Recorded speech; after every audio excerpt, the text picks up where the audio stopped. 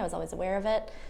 Celine Burrows grew up knowing about the epidemic. I grew up with gay parents, and they had friends who were impacted by HIV in the 80s and 90s. She makes it a point to get tested.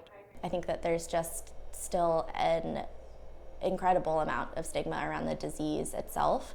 And I think one way that we can all do our part to reduce that stigma is by getting tested every year. But not everyone does. AIDSview compiles data from sources like the CDC. It found in 2021, 45% of new diagnoses in Maine were diagnosed at a late stage. That means someone develops AIDS within 3 months of learning their status. Why is the state leading in late-stage diagnosis? So Maine is technically a low incidence state when it comes to HIV infections. Katie Rutherford says because of that, people may not be aware of their risk. It's important, even in a low incidence state, to make sure that people have access to testing and are educated about HIV.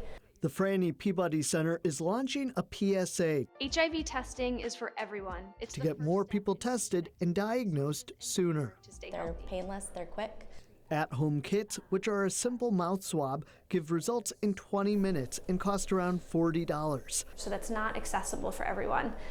So we are distributing HIV self-test kits for free. They got a grant to do so, which has nearly tripled their testing capacity in the last few years. And people can live a healthy life with HIV, but it's really about getting diagnosed and getting linked to care. In Portland, Mel Meyer, CBS 13 News.